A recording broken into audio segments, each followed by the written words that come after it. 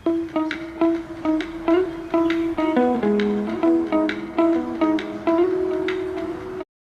Students, कैसे हैं आप सब। तो class 12 physics unit first electrostatics का आज एक और लेक्चर आज हम लाए हैं, that is based on superposition principle. Superposition principle क्या होता है और किसी एक चार्ज पर बाकी अदर चार्जेस के कारण लगने वाला फोर्स कैसे कैलकुलेट किया जाता है, ये आज के इस वीडियो में हम समझने वाले हैं। तो चलिए शुरू करते हैं। तो सुपरपोजिशन प्रिंसिपल जो है वो मल्टीपल चार्ज सिस्टम के लिए यूज़ में आता है। यहाँ हमने मेंशन किया हुआ है super force between multiple charges. Superposition principle जो है फॉर मल्टीपल चार्ज सिस्टम,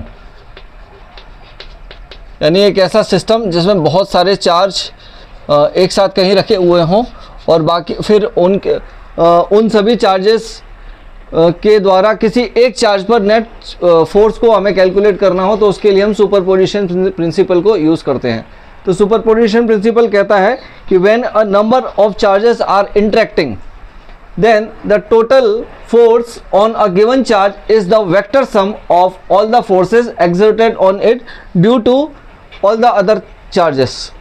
यानी किसी सिस्टम में कहीं बहुत सारे चार्ज रखे हों तो किसी एक चार्ज पर लगने वाला जो नेट फोर्स है बाकी अदर चार्जेस के कारण, वो उन सभी फोर्सेस का वेक्टर सम होता है, ये सुपरपोजिशन प्रिंसिपल कहता है। और this force between the two charges is not affected by the presence of other charges. और ये भी कहता है कि किन्हीं दो चार्जेस के बीच में लगने वाला जो फोर्स है वो बाकी अदर चार्जेस के कारण लगने वाले फोर्स से अनअफेक्टेड रहता है, इफेक्ट नहीं होता है। तो सुपरपोजिशन प्रिंसिपल को समझने के लिए बच्चों हमने माना कि हमारे पास n चार्जेस हैं जो स्पेस में कहीं पर रखे हुए हैं। ये Q1 चार्ज है,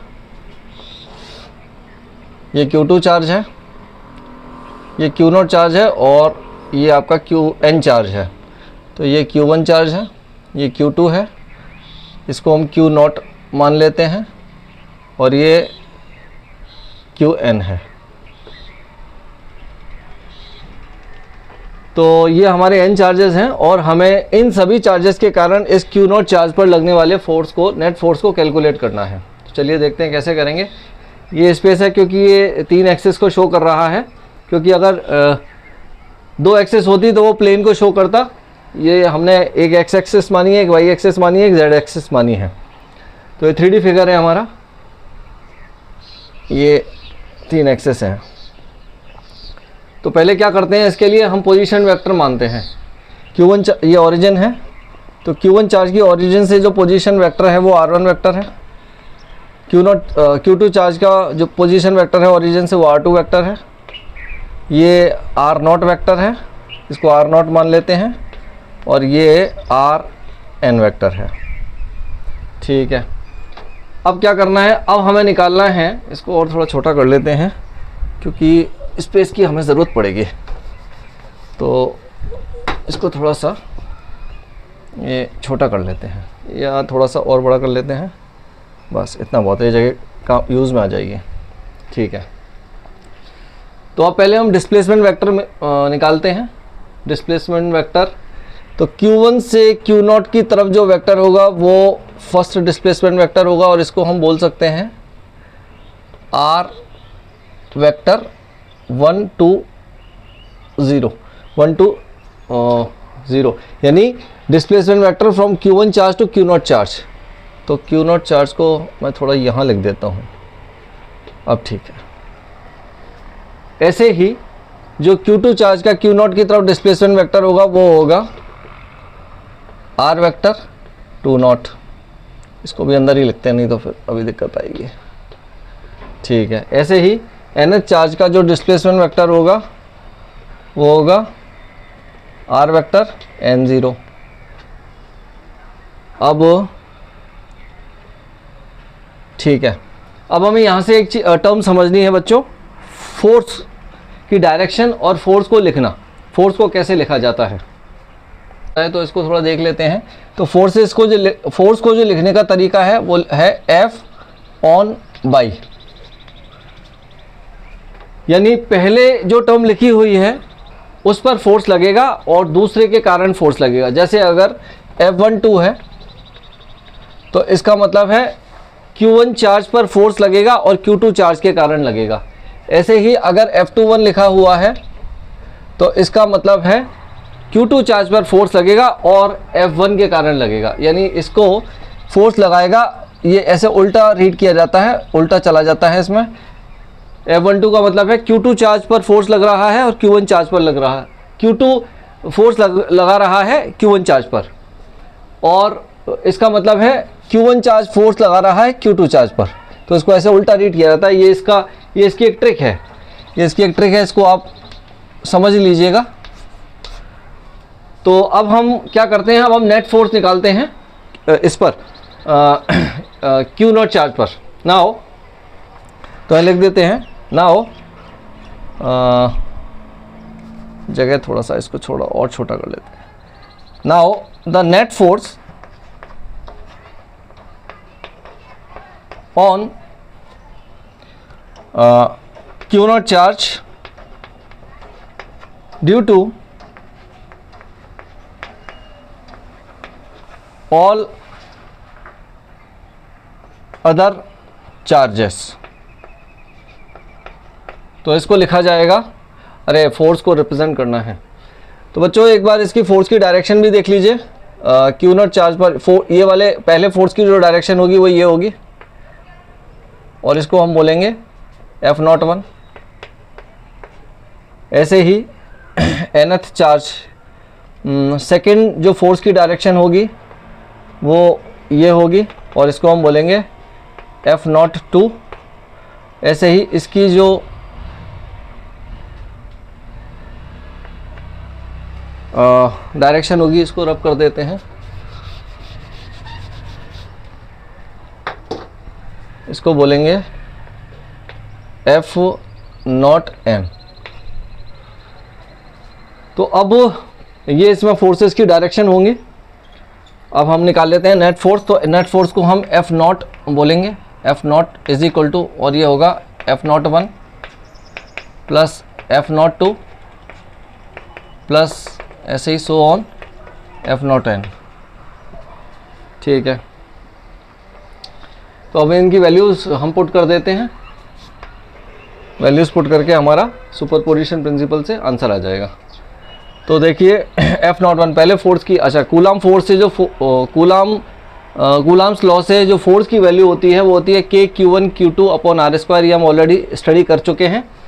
तो यहाँ पे वैल्यू पुट करते हैं, F0 is equal to KE Q1 Q0 upon R10 square, और इसका यूनिट वेक्टर भी लेंगे क्योंकि वेक्टर टर्म्स में हम इसको रिप्रेजेंट कर रहे हैं। तो R10। ऐसे ही KE Q2 Q0 upon R2 square R20, और यहाँ स्पेस नहीं है, स्पेस है थोड़ा सा लिख लेते हैं इसको, प्लस डॉट डॉट डॉट। ऐसे ही KE QN Q0 upon RN0 square, और इसका यूनिट वेक्टर है R_N0। ये मैं ऊपर लिख देता हूँ, यहाँ स्पेस कम है। तो अब इनकी वैल्यूज़ देखते हैं। तो ये के की वैल्यू हो जाएगी 1/4πε0। अब हम इसे समेशन की टर्म्स में लिख रहे हैं बच्चों। समेशन एक ऐसा सिंबल होता है, सिग्मा का सिंबल होता है बेसिकली, और उसे यूज़ किया जाता है जब बहुत सारी टर्म्स ऐड हो रही हों, बहुत सारी टर्म्स सम हो रही हों। तो हम देख रहे हैं n टर्म्स हैं जो सम हो रही हैं, तो इसके लिए हम समेशन का यूज़ करते हैं। तो पहले के की वैल्यू ले लेते हैं, या Q0 भी कॉमन है, तो 1/4πε0 इंटू Q0। अब समेशन की टर्म लगाएंगे, ये सिग्मा है, यहाँ से टर्म स्टार्ट हो रही है 1 से लेके n तक जा रही है, तो एक जनरल टर्म लिखेंगे। अब सभी टर्म्स को लिखने की ज़रूरत नहीं है। अब हम एक जनरल टर्म लिखेंगे और उसे i से लेके n तक ले जाएंगे, 1 से लेके n तक ले जाएंगे। तो यहाँ हम लिख लेते हैं i इज इक्वल टू 1 और ये जा रही है n तक। तो अब हम इसे लिखेंगे qi, क्योंकि यहाँ 1 से स्टार्ट हो रही है n तक जा रही है। तो एक जनरल टर्म ले लिया हमने qi, मतलब qi चार्ज ले लिया और ये ले लिया r i नॉट का स्क्वायर और ये है यूनिट वेक्टर i नॉट। तो ये हो गया आपका, that is q not upon 4 pi epsilon not और ये समेशन चल रहा है i इज इक्वल टू 1 से लेके n तक qi अपॉन, अब हम इसका यूनिट वेक्टर हटाएंगे और इस पर मेन वेक्टर लगाते हैं। तो ये हो जाएगा आपका जब मेन वेक्टर लगाते हैं तो यूनिट वेक्टर का फॉर्मूला होता है a cap is equal to main vector upon modulus of a। ये यूनिट वेक्टर को लिखने का तरीका है। तो अब हम यहाँ से मेन वेक्टर यूनिट वेक्टर को हटा रहे हैं। तो जब यूनिट वेक्टर को हटाएंगे तब इसमें टर्म नीचे क्यूब आ जाएगी r i नॉट का क्यूब और यहाँ मेन वेक्टर लग जाएगा r i नॉट। अब हम इसे थोड़ा सा और एक्सपेंड कर देते हैं टर्म को। तो जो हमारा f नॉट का फॉर्मूला आया है वो आया है q not upon 4 pi epsilon not, term है हमारी i इज इक्वल टू 1 से लेके n तक qi अपॉन, इसको लिखेंगे r i minus r not का होल क्यूब और r i minus r not vector. तो ये है हमारा सुपरपोजिशन प्रिंसिपल। इसकी सुपरपोजिशन प्रिंसिपल की हेल्प से हमने क्यू नॉट चार्ज पर जो फोर्स निकाला है, फोर्स कैलकुलेट किया है, उसका फॉर्मूला ये होता है। तो ये था अपना सुपरपोजिशन प्रिंसिपल। इसमें हमने किसी सिस्टम ऑफ चार्जेस में किसी एक चार्ज पर बाकी अदर चार्जेस के कारण लगने वाले नेट फोर्स को कैलकुलेट किया। इसमें मुझे आपको एक चीज़ और बतानी थी कि अगर आपको डायग्राम थोड़ा सा टफ लग रहा हो, थोड़ा समझ में नहीं आ रहा हो, तो इसके लिए हम एक इजी डायग्राम भी ले सकते हैं, एक इजी फिगर भी ले सकते हैं, क्योंकि उसमें जो पोजीशन वेक्टर थे चार्जेस के ओरिजिन से, उसमें फॉर्मूला में उसकी नीड नहीं है, उसकी ज़रूरत नहीं है। तो इसके लिए सिंपल हम बहुत सिंपल डायग्राम भी समझ सकते हैं। ये आप देख सकते हैं, ये आपके वही चार्जेस हैं,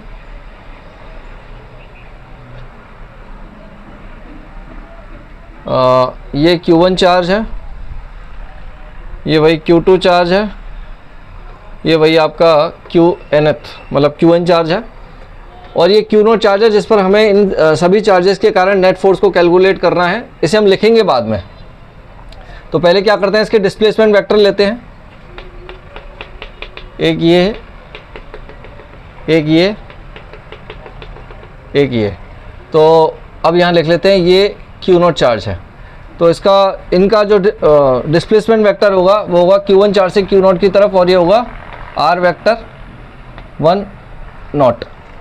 ऐसे ही Q2 चार्ज से Q0 चार्ज का जो डिस्प्लेसमेंट वेक्टर होगा वो होगा R वेक्टर 2 नॉट। और ऐसे ही nth चार्ज का Q0 चार्ज से जो डिस्प्लेसमेंट वेक्टर होगा वो होगा R n नॉट। अब चूंकि सभी चार्जेस सेम नेचर के हैं, पॉजिटिव लिए हैं हमने, तो इनका जो फोर्स होगा वो रिपल्सन नेचर का होगा, क्योंकि सभी चार्ज की प्रॉपर्टी होती है कि अगर वो सेम नेचर के होते हैं तो सभी चार्जेस एक दूसरे को रिपल्स करते हैं। तो इस पर लगने वाला जो नेट फोर्स होगा वो आउटवर्ड डायरेक्शन में होगा। तो ये देखिए, इसमें जो फोर्स की डायरेक्शन होगी वो एक ये होगी, इसमें जो फोर्स की डायरेक्शन होगी वो ये होगी, और यहाँ पर जो फोर्स की डायरेक्शन होगी वो ये होगी। तो नाम दे देते हैं इनको, ये होगा F01, ये वाला होगा F02, और ये वाला होगा F0n।